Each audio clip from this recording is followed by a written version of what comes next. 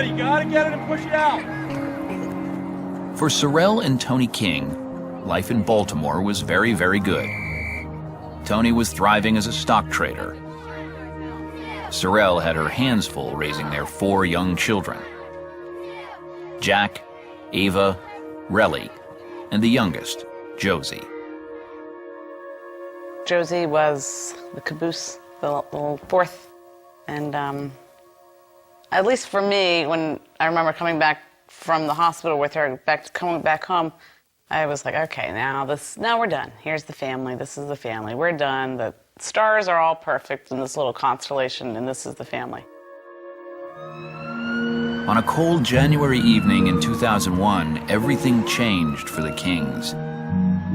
In a freak accident, 18-month-old Josie wandered away from her parents, crawled into a bathtub, and turned on the hot water, badly burning herself. We took our eyes off of her for a couple minutes and, heard a scream. I immediately called 911. And then they took us to Hopkins. The Kings' fears gave way to relief when Josie ended up at Johns Hopkins, one of the best hospitals in the world.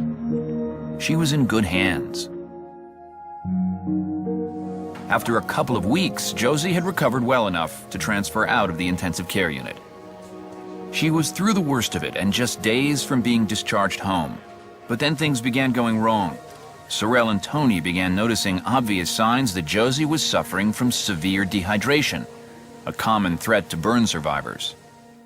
She just looked really thin. Her coloring was off. Her eyes were it's like she was passing out or something.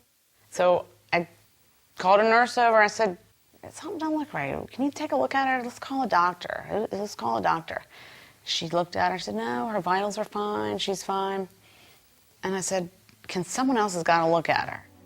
Josie desperately needed to be treated for dehydration, but nobody listened to Sorrel and Tony's concerns, and Hopkins failed to act until it was too late.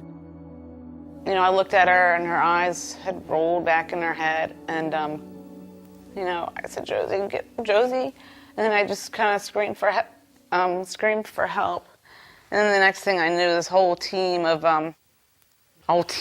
people, doctors and nurses, and with these big tables and these metal tables, and all these people came running in, and they just made me leave, and I just sort of standing there, and then they put me in a room with a chaplain, and I knew it was going to be good.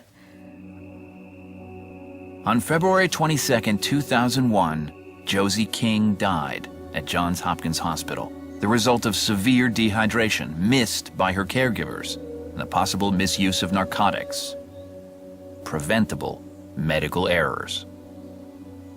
The King family had fallen prey to a silent killer, the epidemic of medical errors plaguing hospitals all across America. Medical error? They're not gonna make a mistake. These people are the smartest of the smartest. It never really even, I had never really even heard the term medical error, or even, knew that this was going on.